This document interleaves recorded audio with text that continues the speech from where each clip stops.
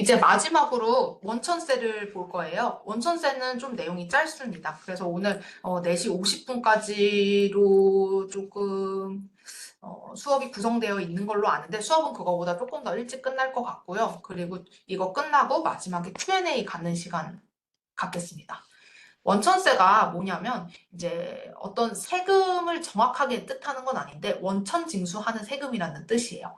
그래서 원천 징수가 왜 있냐면 이제 국가 입장에서 모든 개인한테 세금을 다 걷어들이기엔 너무 귀찮은 행위가 되거든요. 그러다 보니까 이제 그 소득의 지급자가 소득을 줄 때 얘 대신 세금을 네가 떼서 너가 내라고 하는 제도가 원천 징수 제도입니다. 그러다 보니까 이제 이분 소득의 귀속자는 소득을 받을 때는 자기가 세금을 내는 건 없어요. 그렇지만 마지막에 신고, 이 종합소득에 대한 종합소득세 신고는 자기가 직접 하면서 요때 이 사람이 대신 떼갔던 세금, 임의로 얼마 떼갔던 세금을 여기서 정산받는 구조로 가고 그게 근로소득만 있는 경우에 연말정산이라고 하는 겁니다. 그래서 이제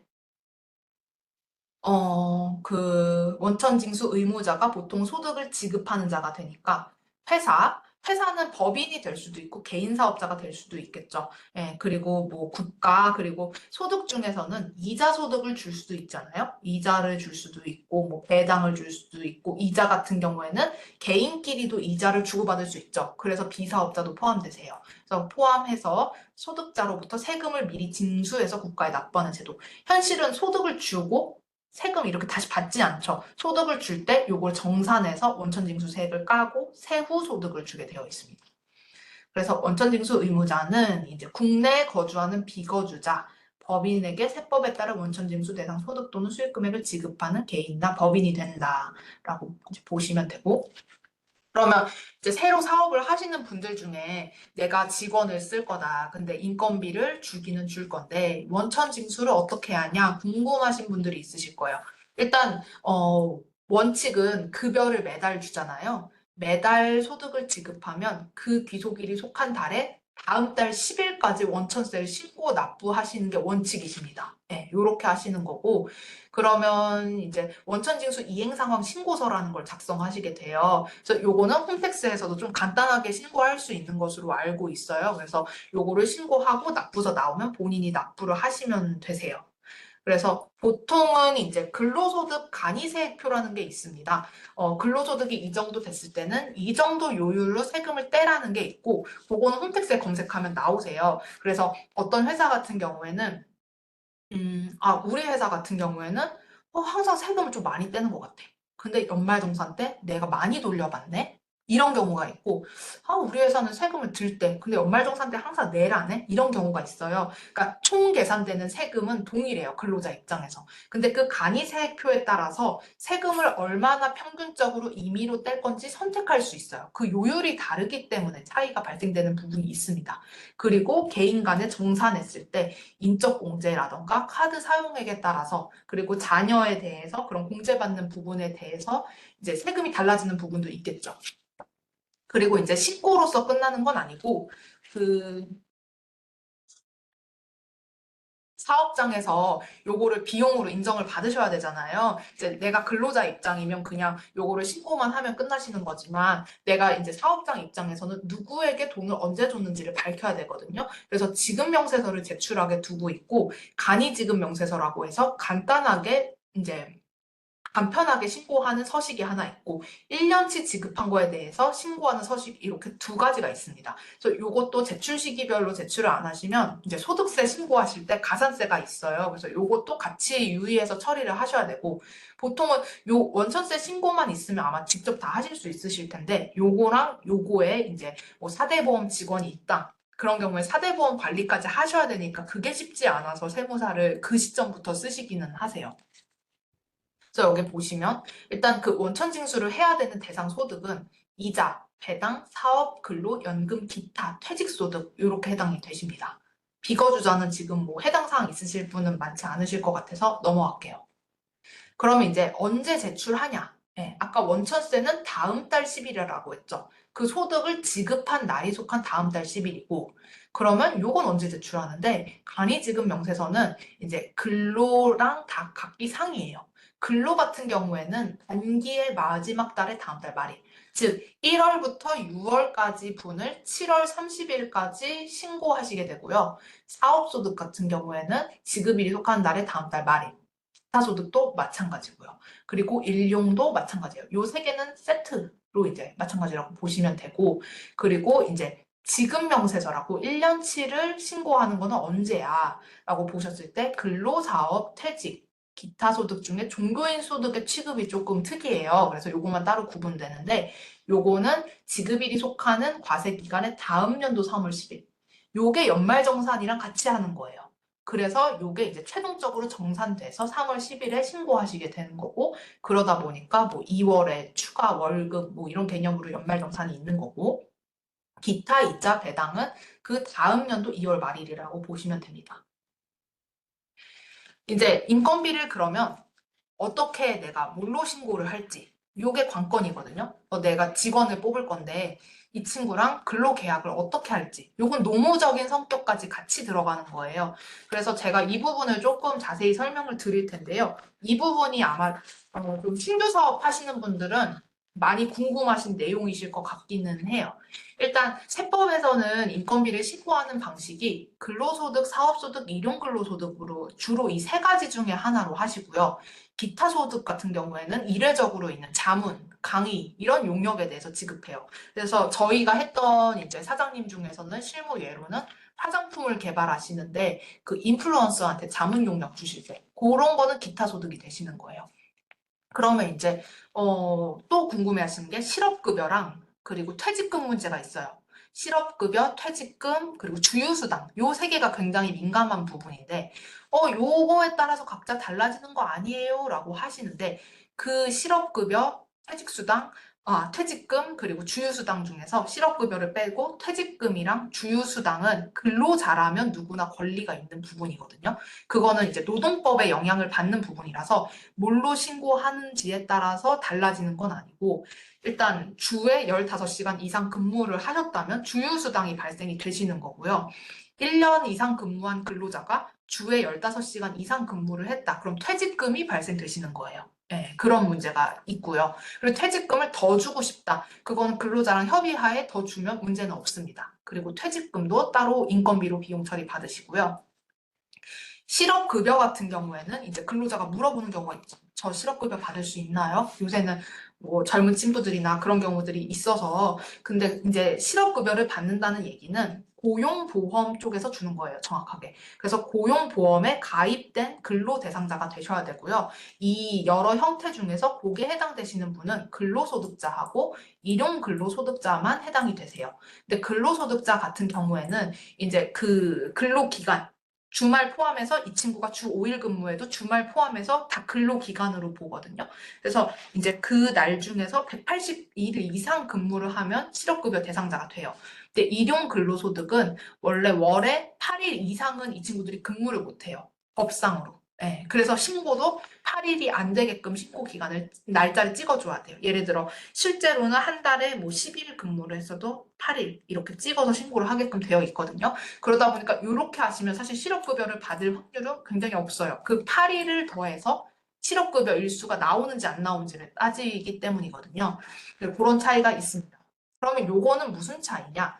세법상 그리고 사대보험상 어떻게 처리하는지의 차이라고 보시면 되고 다 이분들은 근로자 성격이 있는 거예요. 예. 그래서 근로소득은 사대보험과 원천세를 제외하고 지급하는 소득입니다. 어, 대표적으로 이제 사대보험 부담이 있다 했을 때 채용하는 친구들이 이 친구들이고 원천세는 아까 말씀드린 그 간이세표에 의해서 세금을 미리 징수해서 내가 다음 달 10일까지 신고하고 내게 되고요. 그리고 소득을 지급하는 자가 사대보험료 절반, 그 친구의 사대보험료 절반을 부담하게 돼요. 그래서 처음 직원을 뽑으시면 이게 굉장히 부담스럽게 느껴지거든요. 보통 이제 사대보험료랑 세금까지 해서 10%로 잡아요. 10% 정도. 네. 세금 빼고 10%라고 보시면 되겠네요. 그래서 세전급여가 200만 원인 친구라면 그 친구가 부담하는 사대보험이 10%인 20만 원이고 내가 내줄 게 또 10%인 20만 원이에요. 그래서 그 20만 원 그 친구의 사대보험을 빼고 세금을 빼고 그 친구한테 소득을 지급하고요. 내가 그 사대보험을 더해서 사대보험도 내가 40만 원을 내는 구조예요. 그 친구 것만 40을 내거든요. 나의 4대 보험은 별개예요. 그러다 보니까 당연히 이게 부담이 발생되시겠죠. 그래서 이제 처음 직원을 뽑는다? 그러면 내가 생각하는 인건비보다 당연히 부대 비용이 더 든다고 보셔야 되고요. 그리고 이제 근로자는 본인 몫의 4대 보험료 절반과 세금을 제외한 급여를 수령받고 2월에 연말정산으로 요걸 최종 정산하시는 거예요. 예, 그리고 근로자가 만약에 타소득이 있을 수 있겠죠. 지금 아마 오신 분들 중에 타소득이 있고 다른 데 근로하실 수도 있거든요. 그런 분들 같은 경우에는 연말정산으로 근로소득만 정산이 된 거예요, 정확하게. 그렇기 때문에 5월에 본게임에서 이제 타소득을 포함해서 소득세를 제대로 신고하고 납부하시는 과정이 한 번 더 있습니다. 그거를 꼭 하셔야 돼요. 그거를 안 하시면 나중에 무신고라고 해서 혹은 과소신고라고 해서 다시 그 가산세 문제가 불거지세요. 그리고 이제 쓰지는 않았는데 간혹 많이 여쭤보시는 제가 근로자인데 다른 사업을 조그맣게 하려고 하는데 회사에서 알 수도 있나요? 겸직 금지예요, 저희 회사. 이런 거 문의 많이 하시거든요. 그런 분들은 이제 어떻게 회사가 알게 됐냐면 건강보험공단에서 이제 타소득이 있으면 지금은 좀 건보가 많이 이제 개정이 돼서 어, 소득 기준으로 2천만 원 초과하면 2천만 원 초과분에 대해서 지역가입자로서 건강보험을 추가로 매기고 있어요. 원래는 예전엔 그런 규정은 없었던 걸로 알고 있는데 그러다 보니까 건보공단에서 정산이나 그런 것 때문에 회사에 간혹가다 전화를 하는 경우가 있어요.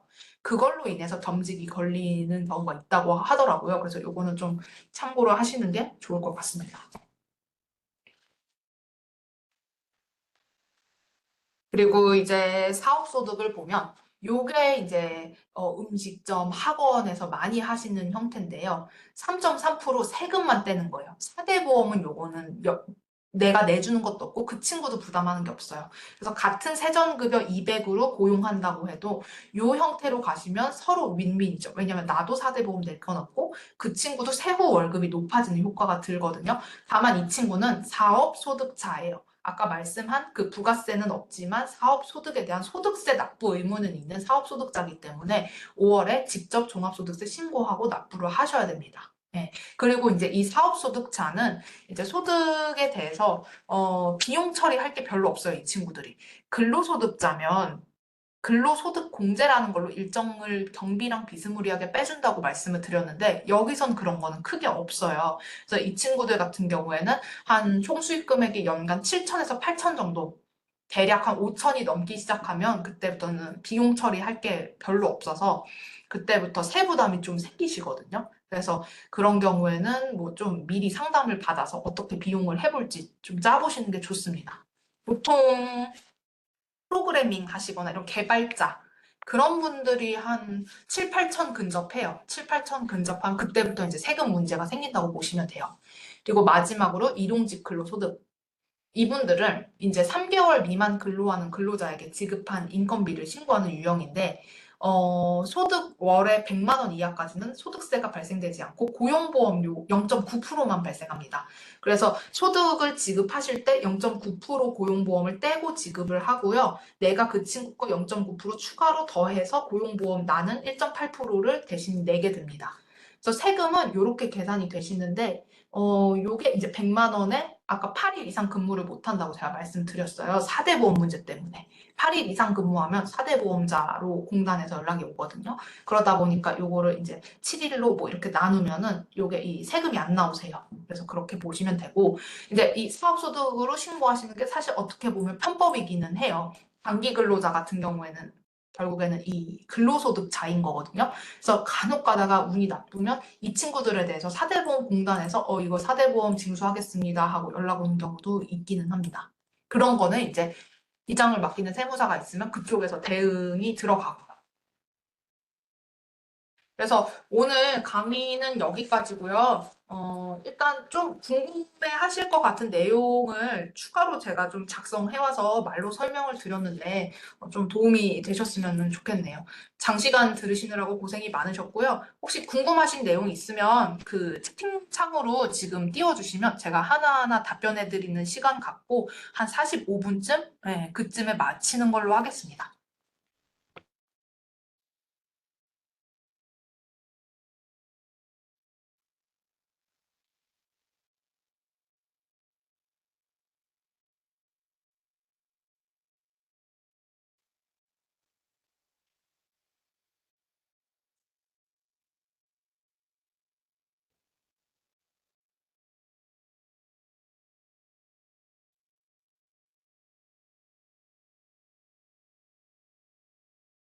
음, 지금 중요한 질문 주셨는데요. PYM님 질문 주신 거 한번 같이 볼게요. 일단 그 PPT에서는 이 부분이 되실 것 같네요. 네. 지금 승용차 관련 비용 1,500 중에 800이 차량 관련된 감가상각비 비용이시니까 한도 내에 800은 들어오시는 거고 나머지 700만 원이 비용인데 그 700을 초과하는 비용에 대해서는 이월되시는지 물어보셨어요. 그 비용은 아쉽게도 이월되지는 않습니다. 이월되지는 않고 뭐 대표자가 개인적으로 사용한 걸로 뭐 상여나 아니면 기타 사회 유출 뭐 이런 식으로 이제 부인되세요. 그냥 비용이 부인되고 끝나십니다.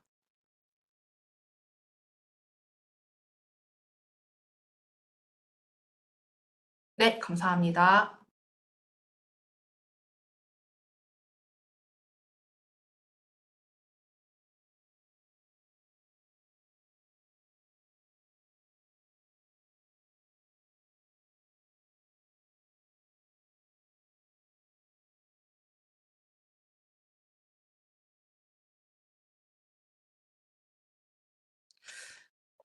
지금 뭐 추가로 질문 주시고 계실 수도 있고, 그냥 이제 질문이 없으실 수도 있는데, 지금 실무에서 돌아가는 트렌드를 그러면 제가 중간에 하나 좀 말씀을 드려볼게요.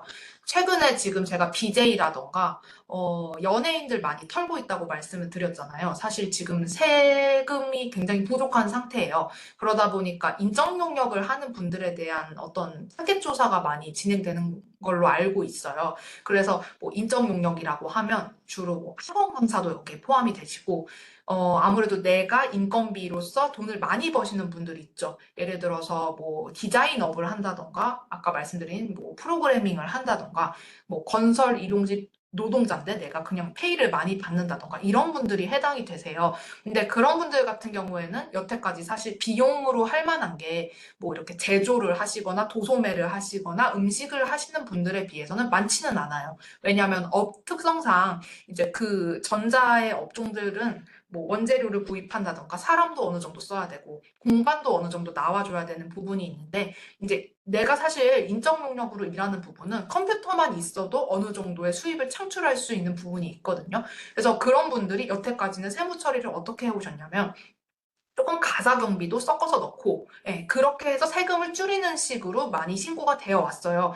근데 최근에는 이제 그런 인적 용역을 좀 국가가 건드리고 있어서 그런 부분에 있어서 조금 리스크가 있지 않을까라고 보는 게 저희 업계의 시각이고, 만약에 거기에 해당되는 분들이 있다면 다른 절세 테크닉이라던가 다른 거를 조금 좀 알아보시기 위해서 개별 상담이라던가 이런 거는 필요한 상황이라는 생각은 들거든요. 그래서 그거는 개별적으로 한번 본인 업종이 해당이 되는지. 내가 생각했을 때 내가 별로 경비 쓴 건 없는 것 같아. 예, 그러시면은 다른 것도 또 좀 생각을 해봐야 되는 거니까, 그런 거는 세무 상담이 필요하다고 생각이 됩니다. 지금 추가로 SBWON님이 업무용 승차는 비용 처리받다가 향후에 매각하는 경우 종합소득과 합산이 안 되고 별도 소득으로 처리되는 건가요? 라고 여쭤보셨어요. 이거는, 일단 이렇게 보셔야 돼요. 그 업무용 승용차를 누구랑 결국에 거래하시는지가 중요하시거든요. 그래서 업무용 승용차를 일단 부가세에서는 요거를 불공제 받으셨을 거고 그리고 사업자한테 파는 경우에는 보통 세금 계산서 거래거든요. 세금 계산서가 필수기 때문에 이때는 내가 부가세를 불공을 받으셨더라도 세금 계산서 처리를 하면서 당연히 부가세상에 매출로 잡혀서 매출세액이 나오고 그게 소득에 같이 합쳐져서 수입 금액에 포함이 돼요. 예. 그래서 결국에는 종합소득에 합산이 돼서 어떤 사업 소득 금액을 형성하시게 되거든요. 근데 만약에 이런 경우가 있어요. 내가 이 차가 너무 똥차야. 너무 똥차여서 너무 오래 탔어. 실제로 부가세 불공제야. 그래서 내가 요거를 내 친척, 조카한테 뭐 100만 원 받고 팔았어. 근데 그 친구가 개인이다 보니까 뭐 이렇게 사업자는 없어서 그런 처리는 안 했어. 이러면 사실 누락되는 매출이기는 해요. 원래 원칙상으로는 그것도 부가세 할 때 기타 매출에 포함해서 하시고 거기에 맞춰서 종합소득에서 사업 수입 금액에 같이 들어가시기는 합니다. 그러니까 결국에는 두 케이스 모두 다 이게 부가세의 매출이면서 동시에 종합소득세에서의 수입 금액, 사업 수입 금액을 형성하시는 거예요.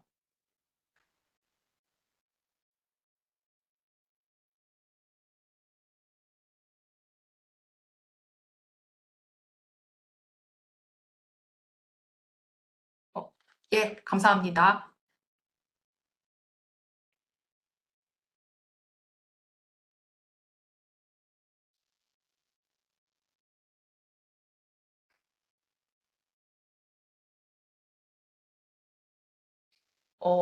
또 기다리는 동안에 제가 좀 시간이 자꾸 많이 남아서 실무 트렌드를 계속 알려드리게 되는데, 이제 사업하시는 분들 중에서 외국인 근로자들을 쓰시는 경우가 있어요. 요새 사람 구하기 힘들다 보니까.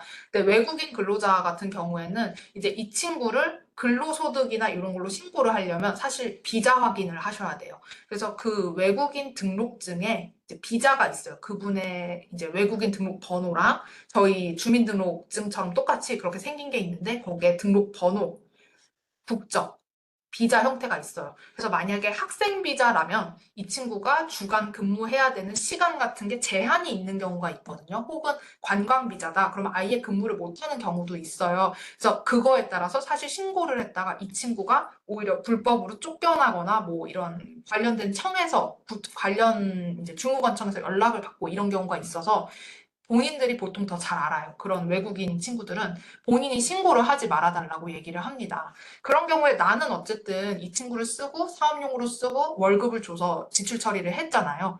근데 이 친구를 신고를 안 하다 보니까 나는 어떤 적격 증빙은 없는 거거든요. 계좌 이체 내용만 있을 뿐이에요. 그런 경우에도 아까 말씀드린 것처럼 소득세에서 그 계좌 이체 내역이랑 그 친구의 외국인 등록번호 갖고 계시고 그걸로 이제 인건비로 비용 처리 가능하시고 증빙불비 가산세 2% 물면서 들어간다고 보시면 돼요. 근데 다만 이제 그 인적사항은 갖고 계셔야 되는 게 인적사항이 없으면 이게 세금은 항상 나의 매출이면 상대방의 매입이고 나의 비용이면 상대방의 수입이에요. 그러니까 내가 이걸 인건비로 인정받는 순간 그 친구는 소득세 문제가 생기는 거거든요. 그래서 그거를 과세하기 위해서 국가가 그리고 증빙을 검토하기 위해서 국가 입장에서는 등록번호나 이런 인적사항을 확인할 수밖에 없는 거죠. 그래서 항상 이제 근로자를 쓰시면 그런 이제 개인정보 부분 있잖아요. 그런 등록증, 예, 그런 거를 하나 복사를 꼭 해두시기를 바랍니다. 그게 없어서 생각보다 나중에 조금 어려움을 겪거나 아니면 비용 처리에서 찝찝해 하시는 분들이 계세요. 예.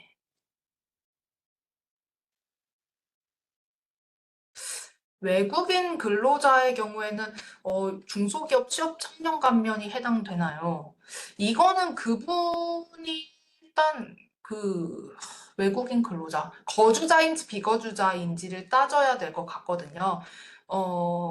왜냐하면 거주자랑 비거주자랑 그 소득세를 계산하는 구분 방식이 애초에 다르고 그리고 소득에 대해서도 요거는 거주자인 경우, 그러니까 한국인 혹은 한국에 오래 거주한 사람, 그런 경우에 거주자라고 보는데, 그런 경우에는 그분들은 모든 소득에 대해서 과세를 하게 돼 있고, 비거주자의 경우에는 이제 특정 소득만 과세를 하게 되어 있거든요. 그래서 요거는 좀 개별적으로 판단이 필요할 것 같고, 죄송하지만 지금 여기서는 제가 봤을 때는 딱 확신을 드리기보다는 좀 어렵지 않을까, 네, 그렇게 판단이 됩니다.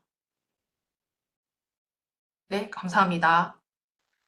이제 계속 제가 사족을 다는 것처럼 말씀을 드리게 되는데 약간 이 채팅창을 보면서 말씀을 드리니까 좀 개인 방송을 하는 것 같은 느낌도 나고 재미도 있는데요. 어, 추가로 조금 더 말씀을 드리면 굉장히 절세하는 방식은 다양해요. 세액 공제나 감면은 당연히 검토를 해야 되는 거고, 뭐, 운용을 사업자를 몇 개를 꾸릴지, 법인으로 전환을 할지, 아니면 개인 법인을 하나 더 만들지, 뭐, 가족을 넣어서 공동사업을 할지, 여러 형태가 있거든요. 그래서 보통은 이제 기장이나 아니면 세무 상담을 받아야겠다 생각하는 시점이 신규로 사업자 내실 때, 그때 한 번이시고, 직원 채용하실 때 한 번 있으시고, 그 다음에 매출이 커질 때, 제가 얘기한 이 매출이 커질 때는 그, 이때를 얘기하는 거예요. 이때는 이제 내가 어떤 애매한 경비들도 정확하게 신고를 해야 되는 시점이고 매출을 누락해도 내가 그거는 안 된단 말이에요. 그때는 불이익이 너무 크고 세무사가 신고도 그렇게 안 해줘요. 그래서 이때 근접했을 때는 이제는 진짜로 법인이나 뭐 이런 거를 고민을 하셔야 되기 때문에 그 시점을 잘 생각하고 있으시다가 주변의 세무사라던가 뭐 그런 데를 상담을 받으시는 게 필요하다고 생각합니다. 네, 감사합니다. 대답 주셔서. 넵이라고 주셔서 제 생각에도 다른 분들도 지금 어쨌든 귀한 시간 내셨는데 뭐 추가적인 질문은 지금 크게 없으실 것 같아요. 그래서 오늘 강의는 여기서 마무리하는 걸로 하고요. 오늘 강의 들으시느라고 고생 많으셨습니다. 감사합니다.